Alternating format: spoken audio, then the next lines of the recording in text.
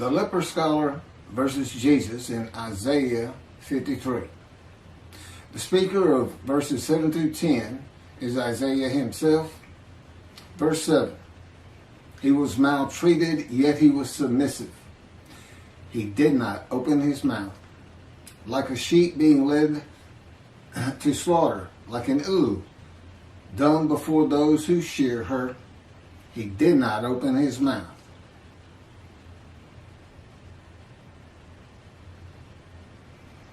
This isn't about sheep. This isn't about unblemished lambs.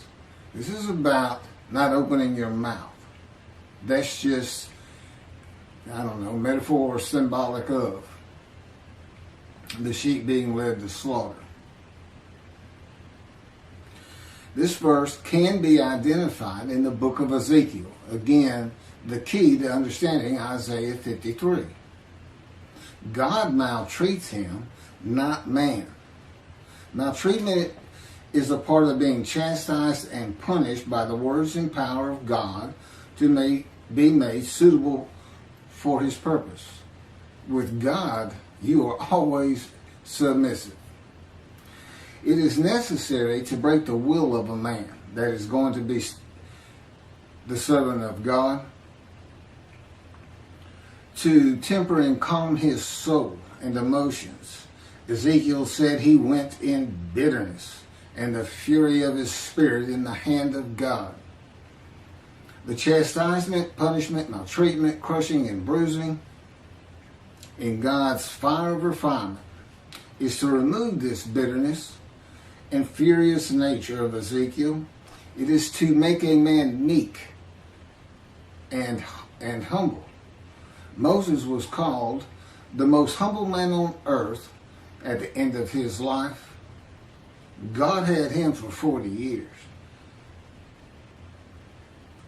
Ezekiel was sent to his house, and God bound him with the cords of his power so that he could not go out among the people. To the people, Ezekiel was silent as a lamb. He was cut off from society, cut off from the land of the living. Not unlike myself. God told me, go to your room. It's where I've lived for just about 13 years now. Well, it has been 13 years. And cut me off from everything. Had me stop practicing law. Had me terminate my law licenses. At my age, and I had been in Hawaii for 2 years before the colon cancer hit me back in 2001. And didn't have a whole lot of friends to stay away from to begin with. And not going to work at my age, those are usually where you have your friends and people you do things with. So that was gone. And my children are all married and they're all living their lives. They really don't know what's going on with me because I haven't said much. I did right in the beginning, but just big question marks on top of their heads, so to speak. And never really said much about God talking to me. After the initial year, I guess it was, a couple of times. As I said, my daughter's in Galveston, Texas. My son is in New Mexico.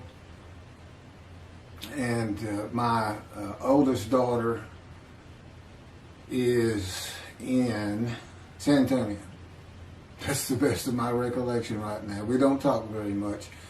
They know I'm not happy or don't believe in that. I guess that's what it is, Jesus. And they're here in America. They consider themselves Christians. I wouldn't say they were Bible thumpers by any stretch of the imagination, but just saying such a thing here in America will have you ostracized real quick. And I'm sure it's something that Jews are well familiar with, the Jewish people. And to indicate that I believe Judaism is the religion of the three Abrahamic religions: Judaism, Christianity, Islam. By and large, people don't like to hear it here in America. They just don't. That's just the way things are. And I don't see it changing in a Messianic era. And if you watch this video, you know I'm very adamant about that. The man who is described and becomes God's righteous servant will be cut off from the land of the living and be silent as the lamb to all that know him, while God prepares him to be suitable for his purpose that might prosper. Just as he did with Ezekiel. Ezekiel, of course, was being made suitable to be a prophet to the exiles. And he was actually a part of the last deportation, I understand, or at least he was part of the exile. Now, Jesus talked until his last breath. In one gospel, Jesus is asked, "Are you going to remain silent?" And his response was to talk verse after verse after verse after verse after that. That was his answer to, "Are you going to be silent?" "No, I'm not. I got plenty to say." And he was never confined to a house, to a room. He was always free to move. I was kind of surprised to see, oftentimes, he and his 12 would stay at a mountain near Jerusalem. Never see that in any kind of movie or anything. He did not live in Jerusalem. He did have a house. I'll get to that. Verse 8. By oppressive judgment he was taken away. Who could describe his abode? For he was cut off from the land of the living through the sin of my people, who deserved the punishment. That would be the people of Isaiah, the Jewish people. Now this is another way of looking at an offering for guilt. The oppressive judgment is being guilty and receiving a sentence of imprisonment in your home or your room. And maltreatment, chastisement, punishment, bruising, and crushing for the sins which causes the guilt of the Jewish people until suitable for God's purpose. God is, he uses these verses symbolically, with the offering for guilt in this verse being shown as a guilty plea before a judge of crimes not committed by the defendant. Ezekiel chapter 3 verse 14. The Spirit seized me and carried me away. I went in bitterness in the fury of my spirit, while the hand of the Lord was strong upon me. Okay, that would be the jailer for the oppressive judgment. Who can describe his abode and cut off from the land of the living? That's the prison. Ezekiel chapter 3 verse 24. And a spirit entered into me and set me upon my feet.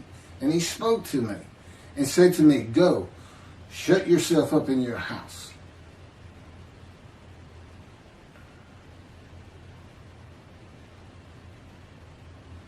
This is one of those situations. God is in his spirit.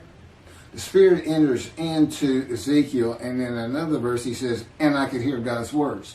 The question becomes, who is it that says, "He spoke to me"? Well, it's a capital H, so that's God. Spirit entered into me and set me upon my feet, and God spoke to me and said to me, "Go, shut yourself up in your house." The chains that you would have in prison and put on by the jailer, I suppose. As for you, O mortal, cords have been placed upon you, and you have been bound with them, and you shall not go out among them. That's the people. And that's Ezekiel chapter 3, verse 25. The judgment against Jesus by Pilate was not guilty. I find nothing wrong with this man. But to wash his hands of the whole religious controversy, Pilate asked the multitude that had gathered. And I don't know how many that is, and I don't know if the multitude was just Jews or if it included Arabs and Gentiles, and well, Arabs are Gentiles, but it doesn't tell us. A multitude had gathered. That's all we have. He asked them what they would have him do with Jesus. Release him? No, crucify him. And the multitude said, crucify him. That was not an oppressive judgment. It was not a judgment of being taken away or cut off. No, it was a sentence of death. It is oppressive, I grant you. But it's a death sentence. This is a sentence that is onerous, difficult to bear. And you don't receive long life. This man, here he has an oppressive judgment against him, and you have all these words like wounded, bruised, crushed, chastised, punished. But he's given long life. So it's not a death sentence.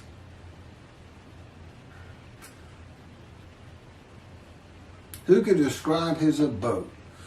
Jesus has a house in the Gospels, but it is never described. No one today could describe his abode. And Isaiah chapter 11 says that his abode shall be honored, the Messiah, who is described in Isaiah 53. This is the book of Mark, the Gospel of Mark, chapter 2, verse 15, Holy Bible, King James Version, from the internet. And it came to pass that, as Jesus sat at meat in his house, many publicans and sinners sat also, together with Jesus and his disciples. For there were many, and they followed him. Doesn't sound like shunned and despised to me. And of course, today nobody can describe that abode. All of Israel will be able to describe the abode of God's righteous servant. That would be me in this day of social media and phones with cameras. And it will be in Israel. It will be in Jerusalem. Now, what does it mean? It is to be honored. I don't know what that means, a fancy home, or just the fact that God's righteous servant lives there. For these past 13 years, I've basically been in a room in a condo with my parents. I pretty much stay in here all the time. I go down to the kitchen once a day, once or twice a day. But before that, when I was in Hawaii, we lived in I call it the little green shack. There wasn't anything to it at all. But the kids they were all over. I took my oldest daughter and my son. Initially, my young daughter at the time came out with us too for about a month. This is post-divorce. And my wife had custody of all of them, but she didn't want the first two. She was getting remarried, and they were a handful, not unlike their father. I've heard that more than once. But they were having a great time. It was good for them. They needed to get away from Houston for a while, and that's why I went. And but that's, after 2 years the cancer hit me. I did pass the Hawaii bar. I got the results in the hospital. But and it was difficult to take. I was in enormous pain, but it had to be done. I had a family to take care of.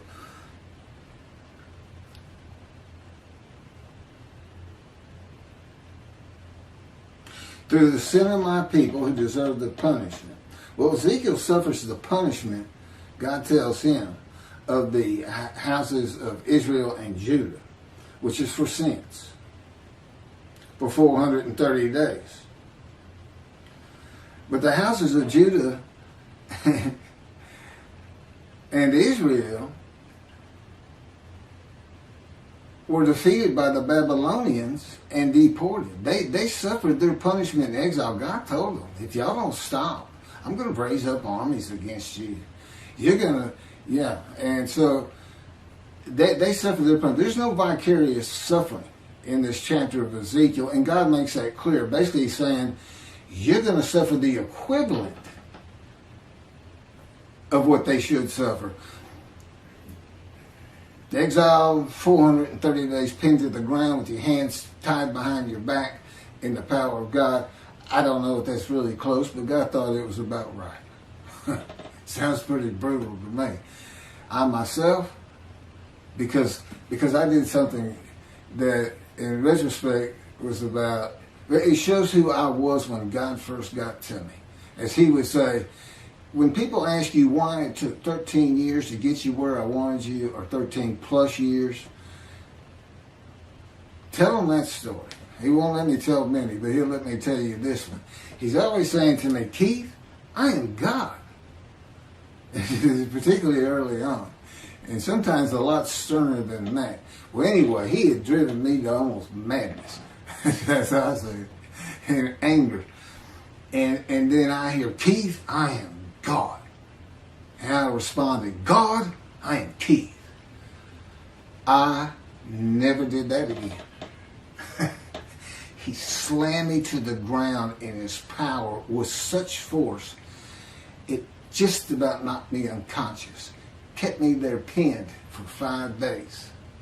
Now, he did take me on visions. As a matter of fact, had been going through the Holocaust, many visions of the Holocaust. And the thing about my visions, a great many of them, I'm literally in the vision. I'm part of it. And it's amazing what he can do in a vision with your emotions, your feelings, and your thoughts. But it was a rough 5 days.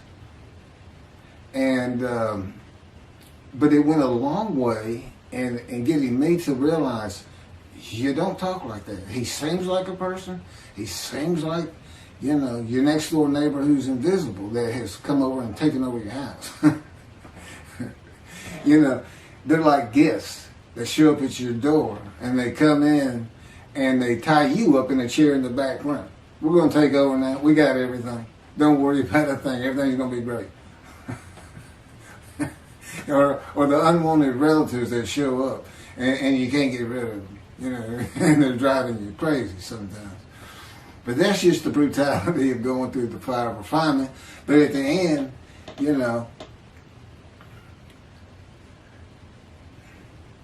you're so thankful. I would have never been this man. I could never do the things he's having me do. I watch these videos before I post them, and I'm just like, I could never do that. I was pretty glib, but not like he has me be. And laughing and smiling, it's just like a different creature sitting there, and it's me. And it's almost dumbfounded. And I'll tell him, man, you were something else when you're operating me, the unit. Sometimes I call it. Anyway, again, he wants you to know these things about him. He's not just, everybody, I'm sure, especially those who seriously study the Torah and the time, you have your own perceptions of this entity, God. Not as a man, but as a person yourself. You can't help but start adding attributes to him of a man. And when he converses with you, he says, one man to another man.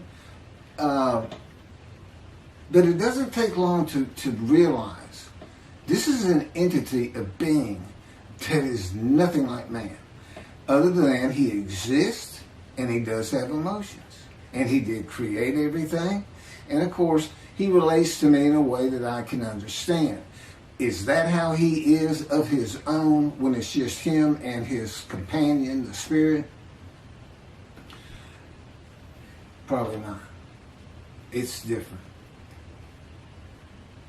So anyway, no vicarious suffering. God says every man is responsible for his own sins. And he tells his people, do not sacrifice your children. Because there was a false god that the fire god, I can't remember the name right now, but people would fire these idols up and toss their babies in as a sacrifice, and the Jewish people were doing it, and he told them, don't sacrifice your children. And what does Christianity say? God sacrificed his child so we are forgiven of disobeying him. Again, when you make a human sacrifice, it's the man's. Camera just faded in and out. I may have to cut this short. As the Mayans did, they were looking for favor. They made the sacrifice so their gods would do something for them. What was God making the sacrifice of his child for the Gentiles to do for him? What was he trying to get them to do he couldn't get them to do? What's he looking for? So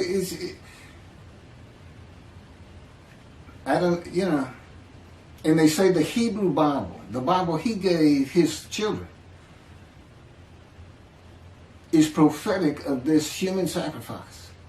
And again, Jesus says, God no longer wants bulls and goats for sin. As I told you, he did away with the system through his prophets. Isaiah chapter 1, Amos, in the Psalms. He said, no more. No more. Don't offer them to me. Stop sinning or I'm going to punish you. And that's what he did. But he didn't ever leave them. He married them. He espoused them. And he tells them, there's one psalm he basically says, I don't care if every single one of you turn your back to me. I don't care if every single one of you is sinning and not practicing my laws and commandments. I'm not leaving you. You're mine. But I will punish you. That's God.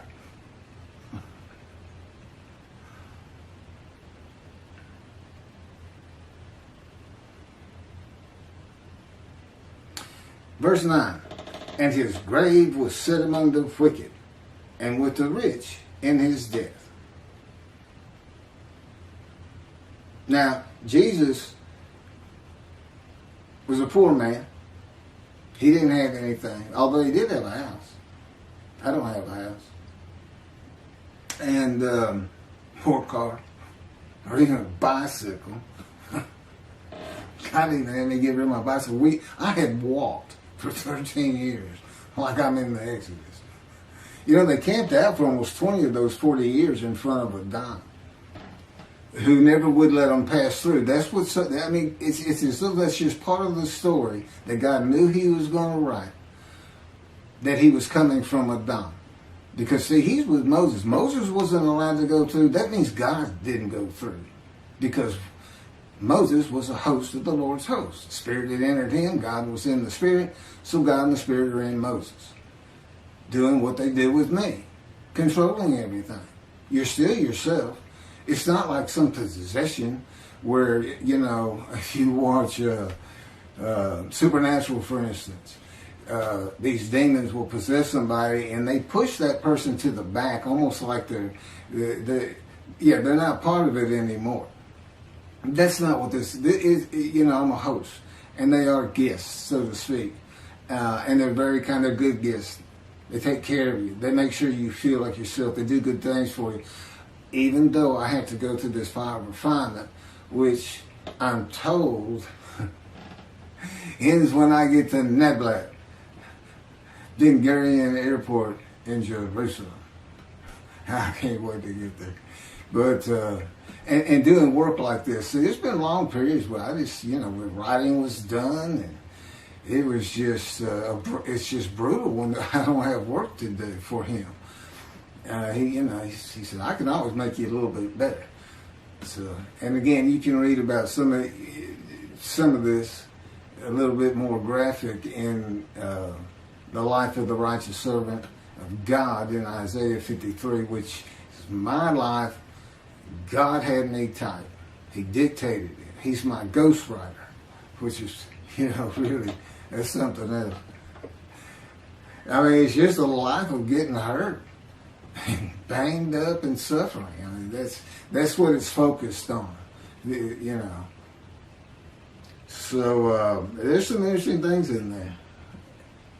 A lot of information, but really to get outside of Isaiah 53 and see other matters of the Bible that aren't ever discussed, or whether the knowledge is weak, like it is with Isaiah 53 today in this teaching of Israel being the righteous servant. There's a lot of other material, and there's a lot more on Jesus and his story and the Essenes and this and that. Probably about 7 chapters, and the rest of it is all Judaism, the Jewish people.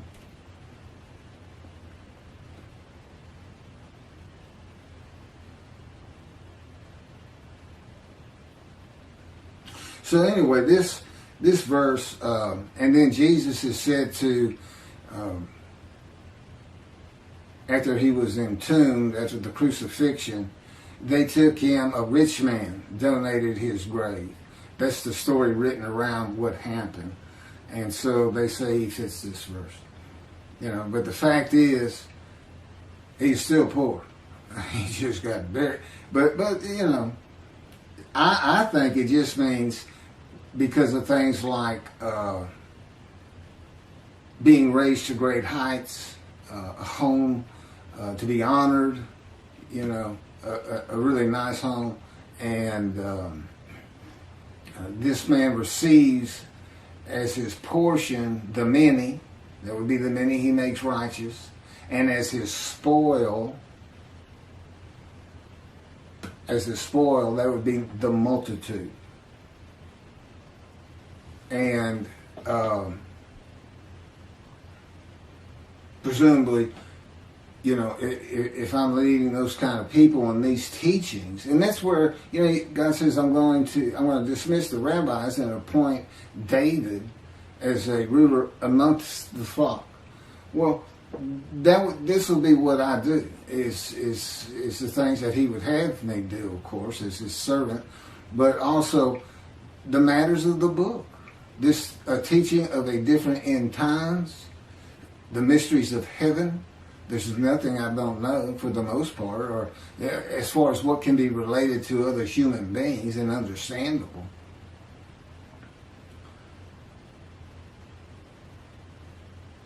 So, and we know he's a man of suffering and had to rise to great heights. So, and then he's taken from the world. You know, he took me to poverty. So, to me, I read that, and, you know, I was a poor person, but I'm going to end up rich. Verse 10. But the Lord chose to crush him by disease, that, if he made himself an offering for guilt, he might see offspring and have long life. And that through him the Lord's purpose might prosper. But the Lord chose to crush him with disease. Now, I think I've covered that sufficiently. I'm familiar with disease. My life was crushed by disease, by cancer. I was supposed to die 20 years ago. God says, I took it from you. I gave it to you, and I took it. I gave you cancer, but you survived because of me. I orchestrated you getting shot through the abdomen. You're the man of suffering. A lifetime of it. But I made sure you didn't die. Now, I don't know exactly how he did that. But, you know, possibly he was in the operating room and helped the surgeon's hand. I don't know. But it's very difficult to be shot in the abdomen when you're 18 years old. It's very traumatic, to say the least. There's little question. I had nightmares just about all my life from seeing things that you just shouldn't see in a household where there's been a number of suicides in the family, and as a young child, and then the trauma of being shot. And that's what I believe was always causing this headache I had. It was from biting down, it was inability to sleep good, nightmares, which is a byproduct of post-traumatic shock disorder. And that's what I thought my problem was. And I was destroying my jaw joint by all the biting down. And as I also just mentioned in the last video, God controls my dreams. So that stopped. But he also was causing that pain. He was causing me to do that because, again, I'm the man of suffering. He came to me in the womb to make sure I fit these verses. And that's the only proof I can offer you that I actually offered myself for guilt to him. Guilt that was just a test, which I'm about to get to one more time. I'll run through it because that's novel, that's new, but it all fits. That's the thing about all these teachings in Isaiah 53 in the day of the Lord and in my book. I mean, once he speaks to me, I mean, the first 6 or 7 chapters are just brief histories of accidents I went through and of my life, and just kind of a chronology. I went to school, how that happened, always getting in trouble, leaving home, the works. And, failing 9th grade, barely getting into college. I had to go into summer school. The only reason I even went to college is because I got shot. It changed, and God says, well, I knew how it was going to change you. And it did. I finally realized, you can't just fool around in this life. I need to do something with myself. And because I wasn't going to get out of high school. I had just failed too many classes. Mostly because I just didn't like it. Well, I wanted to be elsewhere. So I was always skipping school and this and that. And like I said, getting in fights and getting suspended and thrown out. And I got thrown out of one school. Again, another alteration with the principal. I mentioned when in the 2nd grade I had an altercation. And then I had another one in high school and they told me to cut my hair. And I did. I always wore my hair in a ponytail. It was nice and neat. It was long blonde wavy hair. And I reported to the principal to show him. And he got up out of his desk, walked behind me, I'm sitting in a chair, and grabbed me by the back of the head and yanked my head back and said, "It's still over your collar." I think I did a backflip out of that chair. I'm not sure what happened, but I do know it took several people to pull me off of him. That's how volatile I was. I mean, I was just, God would say, "Tell him." God said, "That's what I had to deal with. That's why it's taking so long." The fury of my spirit. So, I tell him, well, David, what can I say? I got some DNA in me that is a little bit different from maybe others. I'm not sure. Again, so far removed. That's why I'm the twig. So far removed as a descendant of David. But anyway, so then the Lord chose to curse him by disease. Again, he wants that man blemished. He knows the Gentiles are going to come up with the unblemished Lamb of God. Use Leviticus. You sacrifice a lamb, your sins are forgiven. And so they use a human being. And he made sure you can't do that. Except they did it anyway. It's like, I don't understand it. How can you read crucifixion and the man lives? Makes me righteous by his knowledge. Now, I know it says might. He might have long life, might see his children. But that's just part of the test of devotion. That's what it's about. And it's a test because there's nothing to offer yourself for. That's why the angel comes before them. The angel's here before he ever starts teaching me the scripture. And the Jews don't know it, but they're sin free. I have to announce it. My books announce it, by the way. It's another reason I'm probably having trouble getting it published. It's just too much for the publishers or whoever's reviewing the books. They make it to a review, and they say, well, it's not our thing. That's what it comes out to me. It's not our thing. And I'm like, well, I know, but you need to know that your thing needs an adjustment.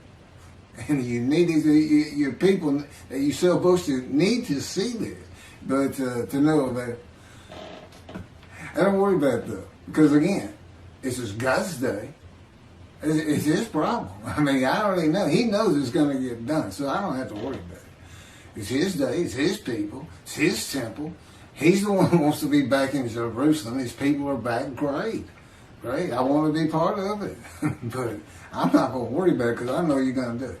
You got it. You can say might prosper all you want. I'm going to go with it's going to happen. Somehow, some way. And I also know that my long life is going to be real long because I can tell it's going to take a long time to get all this done. So that's a good thing too. Oh no. And he's promised me, and he knows this is what I want more than anything in the world.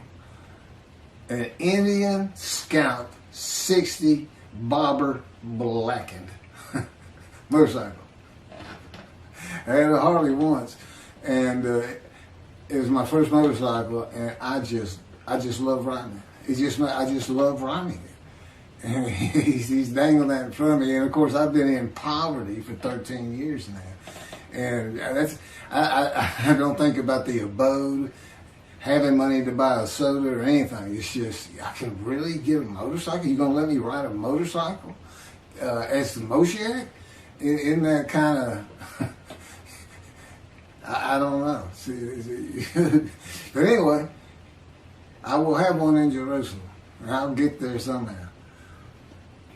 So anyway, here's what an offering for guilt is. Tobiah Singer, in his Midrash on 53, says that phrase, he offers himself for guilt, means literally guilt offering. Let's go to Leviticus. And he finds that the 6 million that God, he comes up with, God sacrificed the 6 million Jews murdered in the Holocaust. Now, none of it works. I'm not even going to try and get into it. He's a brilliant man. He's got knowledge from sea to sea. You know, he's like an encyclopedia on the Bible. But boy, the reasoning capabilities on that particular verse right here, verse 10, just left him, in my opinion. Because Israel's a man, they had to gather as one. See, it all started with the first covenant. All the Israelites gathered, and to a man, as the man Israel, they agreed to the covenant, saying, we will abide by all of your laws and commandments Moses gives us, which it turns out includes an oral tradition.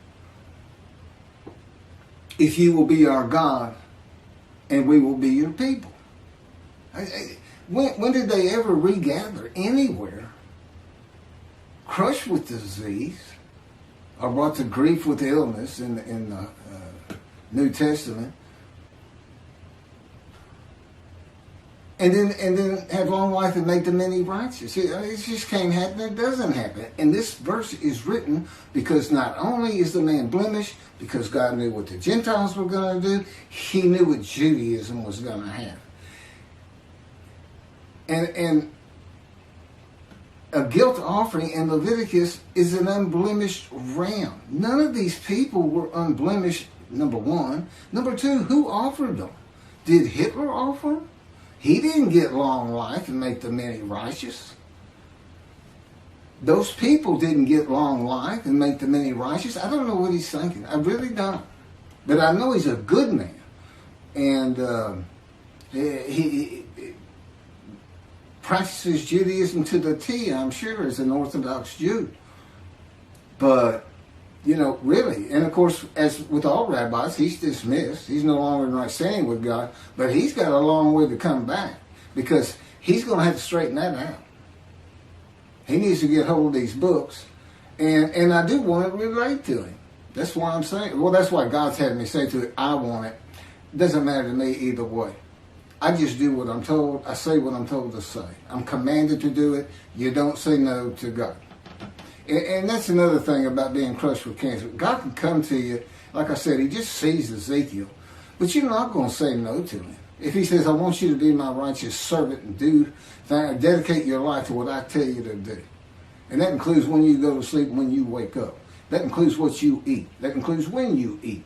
That includes when I have you exercise. I control everything. You no longer have self-will. You say yes. You go ahead, yeah. Okay. You know, it's an automatic. So that's what it was for. In verse 10 is to prevent anybody from saying, from the Jewish side, that this could be a man. It can't be a man. Especially cannot be an unblemished lamb, a perfect man. See, I am this man, and I am the polar opposite of Jesus Christ. You can't put us in the same sentence without having the sentence blow up. You can't do it. But I'm who fits it. Not a perfect, handsome, beautiful, charming, pleasing, intelligent, sinless. So he says. I don't know. False prophecy, I'm going to come back. He doesn't do it. Is that sin? Is that lying? Is it deceit? But this whole Zechariah thing, I'm gonna ride into Jerusalem on an ass, as all of the prophets say of me, I shall be mocked, spit on, scourged, killed, and rise on the third day. And yet the prophecy says the man will ride an ass into Jerusalem, and the next verse is, it's summed up, defeat Rome. In his time, today it would be throw the Palestinians out of Israel. Get them out of there. Make them go to Jordan. Tell them that's it. We're not having them. You're not going to keep launching bombs at us. You're not going to live inside our land. This is God's land. You can't come in here and possess it. You can't adversely possess it. To God, you're the trespassers. That's what he would call you. That's what he does call you. I don't want those trespassers in my land. I want my temple on the Temple Mount. And he said, I don't care about their mosque. I ain't care about our synagogues as though I got to have an excuse, and I don't. I get the feeling. If we weren't in the modern era with satellites and television and social media, that he'd just say, drive them into the sea. And their families, just like the promised land with the Israelites. Drive them into the sea. Get them off. Take their women and children. Take their stuff. And take their animals, drive them into the sea. Just be done with them. See, he's not a human being. He is a being that has a whole different agenda and idea about everything. And of course, I live learning his perspective on things. And I get it. It takes a while, but you do get it. He just has a different way of thinking. So, but of course, I love it. It's great. So anyway, let me get back to where I was and finish up. The speaker of verses 11 and 12 is God, and I'll pick that up on another video and end my, basically my video midrash on Isaiah 53.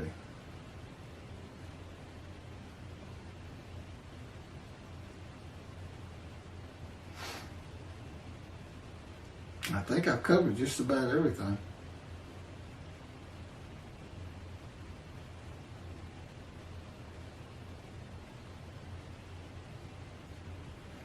So anyway, here's passing the test of devotion.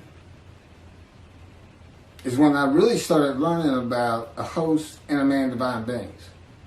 I didn't understand he hadn't even taught it to me. I don't think I really got it until we were actually writing the book, putting chapters together and adding new material. But, it's one God of Israel, one angel of his presence, and one man, Hushiach, the anointed one. In this case, me. At one time, it was, any of the prophets that wrote for him Moses. And there's some stories. God left little hints in the Torah that the scholars of the Torah and the Talmud will be surprised, and not a lot, just a little bit, to back up some of the things I say. Things that had to do with that bright white face he had when he came back down the mountain the second time, what that was about. And his attendant, Joshua. And that's the name that Moses gave him. That's not his original name. And it wasn't his name at the time that he was following Moses up the mountain and living in his tent with Moses. And then after the bright white face that he had to cover up, the attendant disappeared. He's just like, Moses come down the mountain and he's not waiting on him. And he's not in the tent. Then he would stay in the tent when Moses left. You know who he represents? The angel of the Lord, the Spirit of the Holy God. And that's the symbolic, you are now a sinless person, and that would be me. I can't sin. I don't even have self-will. I can't even, God controls me now. And, it's just fine. I'm old. I don't want to do any sins. I've had my wild days. I told God said, we got to this part, verse 12, he's a sinner. I said, I never really thought myself that much of a sinner. I was good to other people, and I tried to do the right thing. Didn't really know anything about 10 Commandments or anything else. I've seen the 10 Commandments, Charlton Heston, of course. Everybody has. And he said, you don't think you're much of a sinner, huh? And all of a sudden, I'm Scrooge in that story. Christmas, the ghost of Christmas past is taking me on visions. And in these visions, it's like, I'm back there. It's like the first time you start a car. You can remember, man, I felt so great the first time I drove a car. When you're young. But you can't really get that feeling back. He puts it back in me. I can literally feel as I did the moment I first started and drove a car. The excitement, the ambience that was around me at the time, everything. It's absolutely amazing. But I also found out it was quite the sinner. But I wasn't a habitual sinner of any particular type of sin. It just seemed like I hit just about all of them. And as a Christian says, if you've had murder in your heart, you're a murderer. Okay, well, I even caught that one because I'd get so angry sometimes. It was like, hold me back. This is it. Where's my guns? No, I never killed anybody. I don't even hunt. I've never hunted. I can't even kill animals. I don't even like stepping on a bug. And I never have. It's always been me. But again, he's been with me. There's little things about my personality that made me a better person without me knowing it, but without any particular extreme. I don't know who I'd have been if he hadn't come to me in my first year. I don't know. It's something that we've been working on more lately than any other time in the last 13 years. And I tell you, it doesn't really matter to me. To me, I'm just me. My disfigurement, that's just me. It doesn't bother me. It doesn't bother me that you say you did it. And I believe him. I said, you did. I loved running, and it really hindered me in track because you need 2 strong arms for a quick start to drive out of the blocks and everything. And but one thing that never happened, which is surprising, because he said part of the reason I did it is so that people would pick on you and bully you and this and that, because that's what happens to young Jewish people. I wanted you to feel, as best I could, the suffering of the Jewish people in every way imaginable, including the wounding, the crushing, the bruising, the maltreatment. And but the fact is, nobody ever made fun of me about this arm. And it could have been I looked like, because I wouldn't smile, and it's like, I had a friend tell me, it looks like you when you look at people, like you want them to say something bad so you can launch into them. And maybe that's why. But anyway, he's changed. I'm not that person. Not that person. It did take him 13 years, which I think is a little ridiculous. Personally, I always say, look, more power, less suffering. What's wrong with that? He said, Keith, I am God. I decide these things. I decide how long it takes. I know what you need. I know where you have to be. And I say, you're not where I want you. And I just say 13 years. That's all I got to say. All of a sudden, I feel my foot getting crushed with the invisible hand. One of his favorite ways to wake me up sometimes. Two invisible hands just grabbing your feet, you're in deep sleep, and I come up and I utter his favorite phrase from me. What is wrong with you? It makes him laugh. He said, nothing wrong with me, I'm God. Morning, God, and the day begins. It's not always like that. I think I'm done.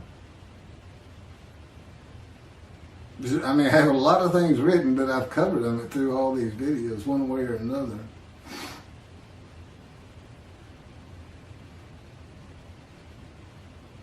Okay, this is the last of the verses by Isaiah. The third and last speaker is the Lord in verses 11 and 12, and I'll pick those up in the last video on this Midrash of Isaiah 53 on camera. I hope you take these serious. It's a serious business. We're talking about destruction to the land of Israel. That's what I think of. And of course, he puts these thoughts in me and to make me feel like it's actually my responsibility. If no, I know better. It's not my responsibility because I don't control anything. But I still feel it. Just like I still feel like me when I know he's having me say words that I wouldn't be saying. It's very complicated. And it does take a long time. And I do it again, even if I didn't have this wonderful task in front of me. I mean, to go to Israel, to know, I'll be able to earn a living again and have things and help people understand his personality and be instrumental in having the temple built someday. Could be 20 years from now. I'm 63. Moses was 80 when God spoke to him. Lived to be 120. I don't want to be 120. Is that story? Or was he really 60 and lived to be 100? You never know with God. He throws a lot of stuff into his stories, but the fact is, though, everything happened on the ground. It's kind of like you see a movie and it says, based on true story. Because God said, it's like the dialogue. He said, if you heard the way they talk to each other sometimes, he said, in the Bible it might say, and Jacob said, yeah, or Saul said, okay. Yeah, well, or Saul said, no. And it may have been a gesture. God said, okay, and Saul said, no. Because if you read the dialogues, they're all the same throughout the book. Yeah, and it's like third grade reader. It's very proper, very clean, very... And God said, these books have to sell. They have to get around. I had to add some story to it to make it interesting, but I put in my philosophy, the moralities. There's so much behind it. And that's why the Jewish people study Torah so hard. And Torah is like almost an entity to them that God created before he created the planet, Earth, people. And he did, but what they need to know is it's not just the Torah he had written. It's the entire Hebrew Bible that he had before creation. The entirety, even the Psalms, he had written. Now he writes them in antiquity, so they read as though they come from antiquity. But, he's talking to Isaiah, wrote Isaiah. That's what he told me to think about it. He said, sometimes I had to get other people to finish, or do this, or do that. He said, but when you're reading it, understand that while there is a lot of story, I could have made any of it happen. All of them are within my powers, all stories. And I'm not talking about express miracles like in the Exodus, where he flat out says he's done it. But it's like you see Elijah, and he's calling down the fire at the sacrifice of the bulls with everybody in Jerusalem having come outside to watch it all with the bad guys. I can't remember their names right now. And he's not giving it to me. You think if God's control you, you'd be a perfect person. You'd be like a Jesus. No, I'm still Keith. I'm still me. Now, I can't sin, but I can still, I can argue and get angry and nothing like you would think of Jesus, so to speak. And he's not part of this, There's nothing written about him in his time. And everything was a story back then. It's a great story. And like I said, there's all kinds of variations to it. And the fact is, I don't believe he ever existed. And I have it on good authority, he didn't. I'm the Moshiach, and I bring God's wrath.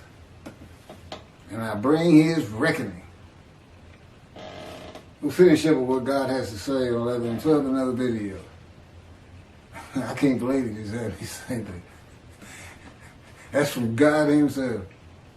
The Lord said, and what I just said, yeah, that's how it works. You just do it. Thank you, y'all. Everybody have a